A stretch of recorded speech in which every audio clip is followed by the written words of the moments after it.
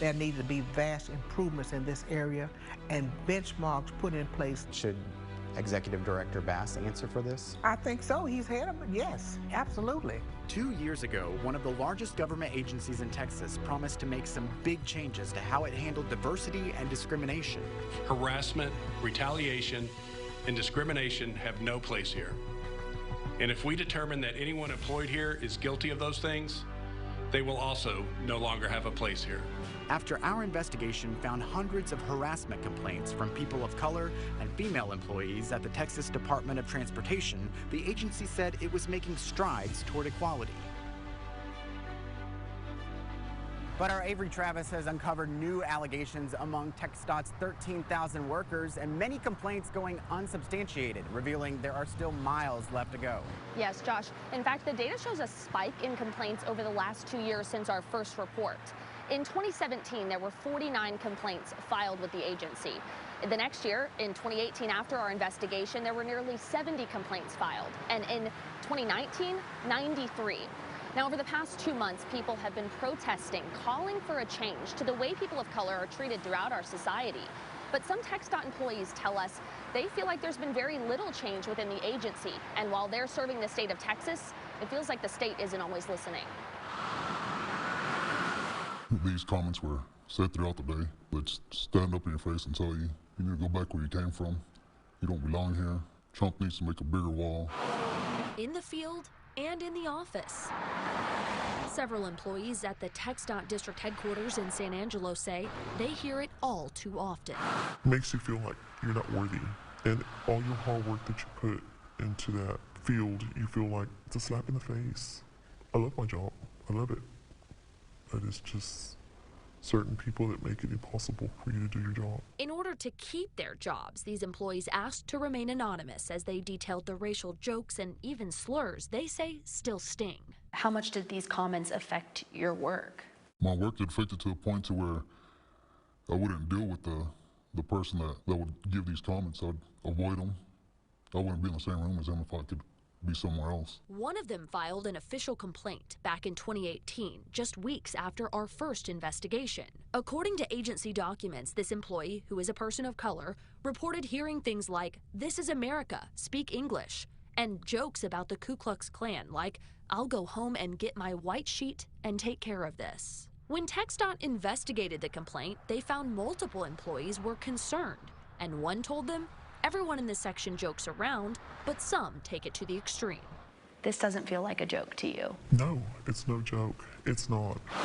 That year, of the nearly 70 complaints TxDOT received, 44% were substantiated, ending in some kind of disciplinary action, including this one in San Angelo.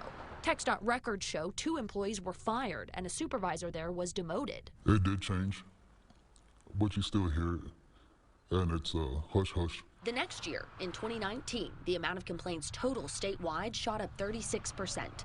We asked the head of HR at the agency why. Based on the information I have, I think it's due to the individuals being more comfortable, being able to have a venue and a resource to go to. And I think it also builds the trust. I think the trust is out there now that they know we want an inclusive environment. David McMillan says they've made strides, offering more avenues for workers to report complaints and making yearly trips out to the different districts to check in. The way to do that is to make sure these allegations, these issues are addressed and action is taken. Those who have come forward with complaints. Days after our original investigation, TxDOT employees noted a poster campaign encouraging employees to report discrimination and harassment. McMillan says their efforts have helped more employees come forward. In 2019, with complaints on the rise, substantiated complaints actually dropped. Just 25% resulted in disciplinary action, sometimes termination, sometimes probation, but sometimes just a verbal warning. In San Angelo, one employee told us that's why they didn't bother filing an official complaint, feeling it wouldn't be taken seriously or kept confidential at their office. By the time you get to the parking lot, everybody knows about it. People are calling you, "Hey, what happened?" And you're like, "How did they know about it?"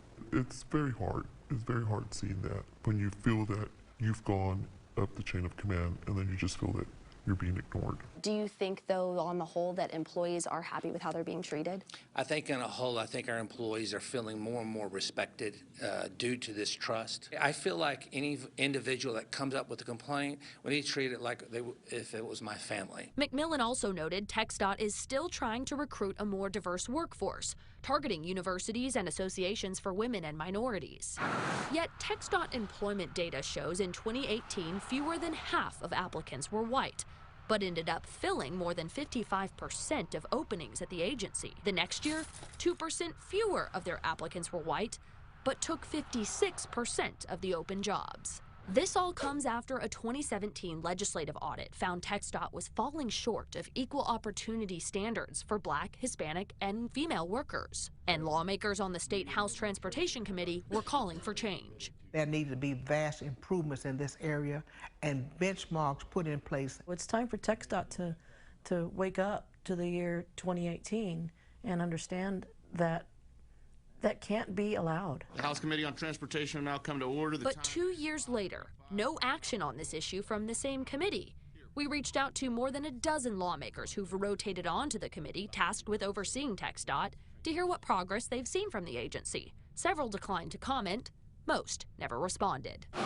The employees in San Angelo tell us the silence hurts nearly as much as the jokes and harassment. It's gotten to the point where you don't even want to go to work because you know that you're going to face something when you go. And you think a lot of it boils down to the color of your skin? Yes. I don't think I know it does.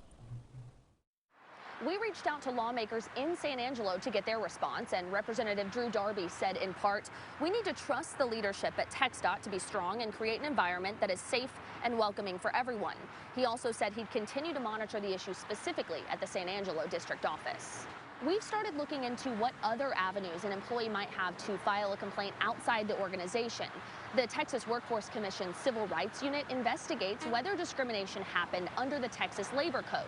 They work in partnership with the Equal Employment Opportunity Commission to resolve any allegations. So we'll be digging into TWC's numbers for TxDOT and other state agencies, and we'll have a look at that for you very soon. Now, Avery, in the week since you first started asking questions, we heard back from one of those San Angelo employees who says that there have been some big changes within their department. Yeah, they actually say in the last few weeks, their division hired a new manager who they say is really changing the culture of the office for the first time, in their opinion. Now, this is interesting. 2 years ago, when we first investigated this issue, we highlighted the gender disparities within TxDOT's workforce, and we found that the bulk of complaints were about sexual harassment. Yeah, this time around, we did find some new numbers that were pretty striking. In the years since the Me Too movement shined a spotlight on sexual harassment complaints, TxDOT still had 14 substantiated complaints in 2018 and 2019 for sexual harassment. We also discovered in the TxDOT data, women made up more than 30% of job applicants both of these years, but only 24% of their new hires, meaning 3/4 of the agency's newest employees are still men. All right, Avery, thank you very much. Governor Greg Abbott faces a lawsuit for one part of his plan to fight COVID-19. The governor is to use the taxpayer funds without going through the legislation. How a battle between the governor and fellow Republicans could affect party unity heading into an election year. Plus, progress in the race for a vaccine to fight COVID-19. We'll dive deeper into the key differences between two promising vaccines and the role Texans are playing in the process.